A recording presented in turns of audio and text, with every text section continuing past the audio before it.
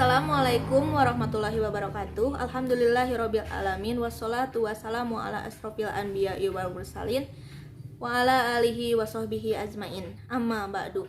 Pertama dan yang paling utama, mari kita panjatkan puji dan syukur kehadirat Allah Subhanahu wa taala karena berkat rahmat dan hidayahnya kita bisa menyampaikan materi di hari yang penuh berkah ini. Tak lupa pula salawat serta salam pada junjungan kita yaitu Nabi Muhammad SAW yang telah membawa kita dari zaman jahiliyah ke zaman yang penuh dengan ilmu pengetahuan ini. Dan yang saya hormati Bapak Dilan, Imam Adilan, juga rekan-rekan sekalian. Perkenalkan, nama saya Krismayanti dan ini rekan saya. Perkenalkan, nama saya Nurul Qalbi Mutmainah. Perkenalkan, nama saya Rena Imanina Ilmiah. Kami akan menyampaikan materi bagaimana peran dan fungsi masjid kampus dalam pengembangan budaya Islam. Mendirikan masjid adalah hal pertama yang dilakukan oleh Nabi Muhammad SAW sesampainya di Yathrib yang sekarang dinamakan Madinah setelah menempuh perjalanan hijrah dari Mekah. Dan Masjid Quba lah masjid yang pertama yang dibangun oleh Rasulullah SAW pada tahun 1 Hijriah atau 622 Masehi di Quba, sekitar 5 km di sebelah tenggara kota Madinah. Masjid dalam konsep dasarnya adalah tempat suci atau sujud. Masjid kampus memiliki peran dan andil sebagai pembina dalam mengembangkan toleransi aktif dan moderasi agama. Peran masjid kampus dalam hal tersebut dinilai bisa mengatasi persoalan karakter masyarakat, khususnya dalam konteks pendidikan karakter. Ada beberapa penjelasan tentang peran dan fungsi masjid kampus dalam pengembangan budaya Islam. A. Menelusuri konsep dan fungsi masjid dalam membangun budaya Islam. Masjid Nabawi pada awalnya berdiri merupakan sebuah ruangan terbuka yang luas. Keempat temboknya dibuat dari batu bata dan tanah. Atapnya sebagian terdiri dari daun kurma dan sebagian lagi dibiarkan terbuka. Salah satu bagian lagi digunakan untuk tempat orang-orang kafir miskin yang tidak punya tempat tinggal. Tidak ada penerangan dalam masjid itu pada malam hari. Hanya ada waktu sholat isya diadakan penerangan dengan membakar jerami yang demikian itu berjalan selama 9 tahun. Sesudah itu kemudian baru digunakan lampu-lampu yang dipasang pada batang-batang kurma yang dijadikan penopang atap itu. Sebenarnya tempat-tempat tinggal Nabi sendiri tidak mewah keadaannya dibandingkan daripada masjid, meskipun tempat tinggal Nabi sudah sepatutnya lebih tertutup. B. Menanya tentang konsep masjid dan fungsi masjid kampus dalam membangun budaya Islam. Poin pertama, Nabi Muhammad SAW setelah diangkat menjadi Nabi, Rasul melaksanakan dakwah Islam dalam 2 periode, yang dikenal dengan periode Mekah selama 13 tahun dan periode Madinah selama 10 tahun. Poin kedua, periode Mekah sering dihubungkan dengan periode penanaman akidah, sedangkan periode Madinah sering dihubungkan dengan periode pembentukan negara Islam atau membangun kebudayaan Islam meliputi pemerintahan, hukum, pendidikan, kesejahteraan, ekonomi, dan pertahanan serta keamanan Islam. C. Menggali sumber historis, sosiologis, dan teologis tentang konsep masjid dan fungsi masjid kampus dalam membangun budaya Islam. Yang pertama, masjid pada zaman Nabi Muhammad SAW, yaitu yang pertama Masjid Quba. Masjid Quba merupakan masjid pertama yang didirikan secara langsung oleh Nabi Muhammad. Masjid ini didirikan dalam perjalanan hijrah dari Mekah ke Madinah. Sebelum tiba di Madinah, tepatnya di desa Quba, Nabi Muhammad SAW dan kaum muhajirin beristirahat selama 4 hari sambil mengajarkan Islam dan membangun sebuah masjid yang dikenal dengan Masjid Quba berdasarkan Quran Surat At-Taubah ayat 108. Masjid Quba yang masih berupa bangunan kecil sederhana berbentuk 4 persegi panjang di sebelah utara dibuat serambi untuk tempat sholat yang bertiang pohon kurma dan beratap datar dari pelepah dan daun kurma. Masih menghadap ke Baitul Maqdis di Palestina. Dinding dan pagar dibuat dari batu bertumpuk sebagai tempat sholat berjamaah dan pendidikan Islam. Selanjutnya, Masjid Diror. Masjid Diror adalah masjid yang mendatangkan kemudaratan bagi orang-orang mukmin.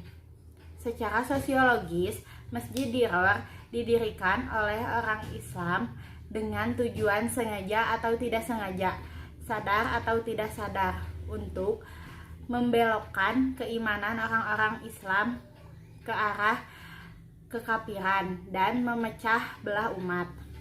Namun, secara teologis, Masjid Diror didirikan oleh orang-orang munafik.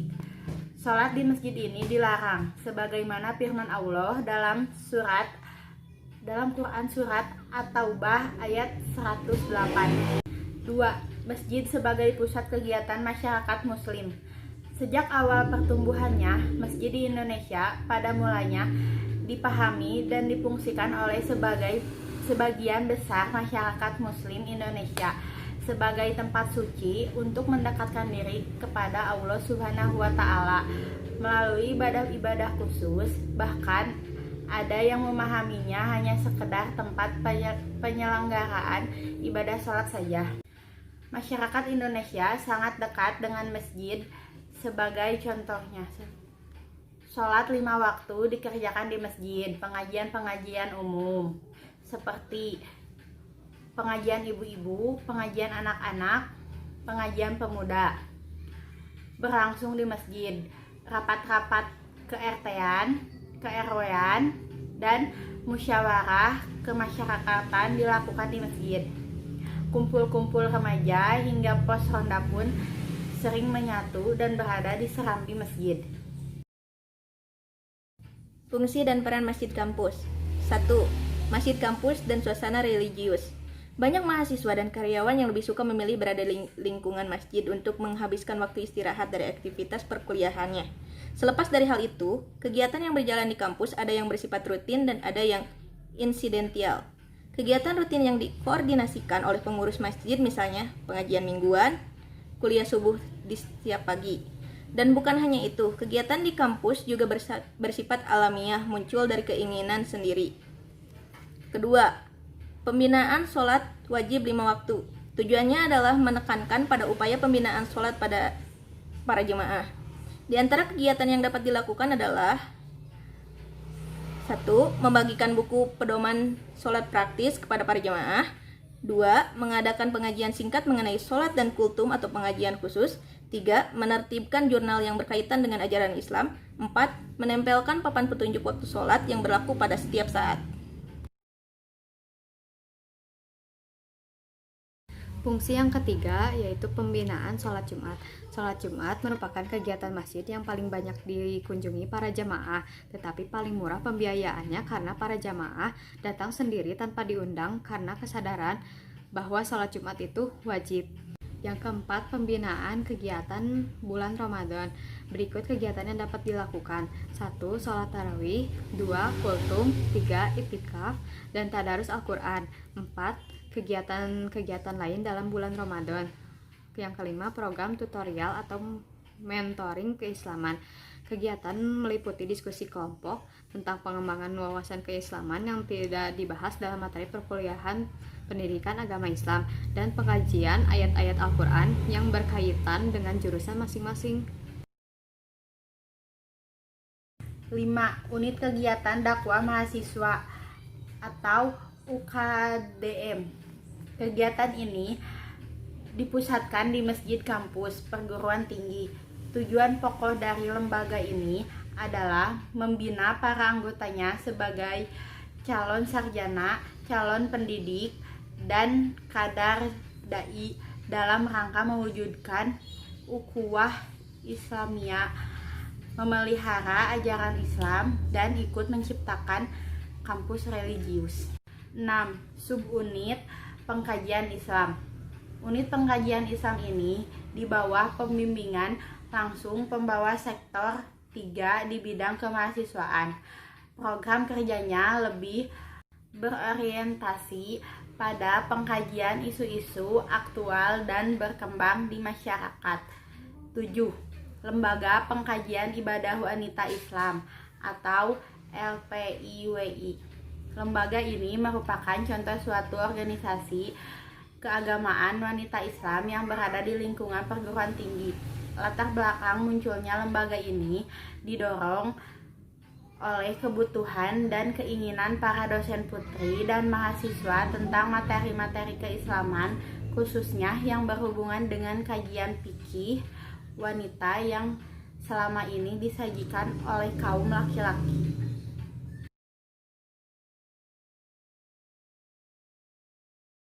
8. Kegiatan Hari Raya Islam. Perguruan tinggi secara resmi menyelenggarakan kegiatan Hari-Hari Besar Islam yang melibatkan seluruhnya untuk menyambut Tahun Baru Hijriah, Maulid Nabi Muhammad, Isra Miraj, Nuzulul Quran, dan silaturahmi Idul Fitri selalu diperingati dan mengundang pembicara tingkat nasional. 9. Program studi agama dan bahasa Arab. Bahasa Arab sering diasosiasikan dengan agama Islam karena bahasa Arab merupakan salah satu ilmu-ilmu Islam. Kitab suci Islam sendiri juga berbahasa Arab.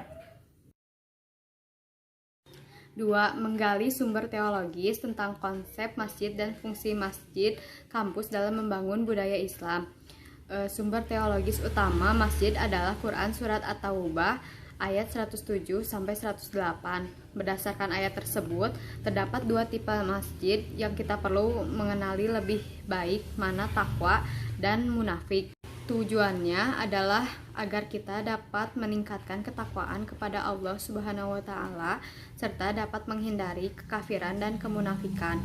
Berdasarkan Quran Surat Al-Baqarah ayat 2-5, adapun ciri-ciri utama orang yang beriman, yaitu 1. Selalu beriman kepada Allah Subhanahu wa Ta'ala. Yang kedua, selalu mendirikan sholat. Yang ketiga, menginfakkan sebagian harta yang dianugerahkan Allah Subhanahu wa Ta'ala. Yang keempat, beriman kepada Al-Quran dan Nabi Muhammad Sallallahu Alaihi Wasallam. Dan terakhir, beriman kepada hari akhir.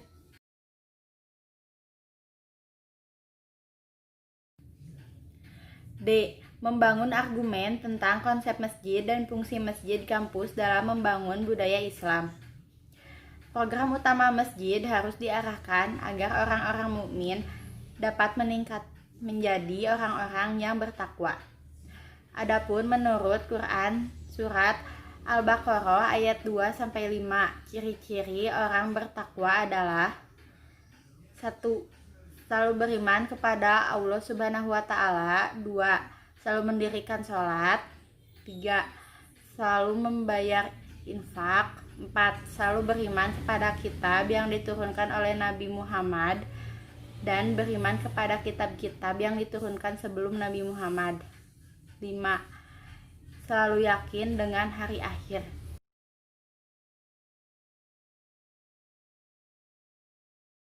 E.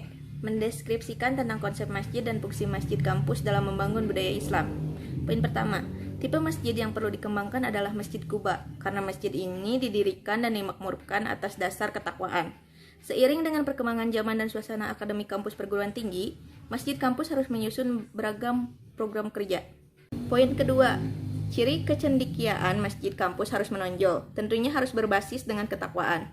Masjid kampus perlu mengembangkan program pengkajian keagamaan yang fundamental, atau lebih mengutamakan kajian dasar-dasar agama, secara kritis, luas, terbuka, mendalam dan membangun ukhuwah Islamiyah.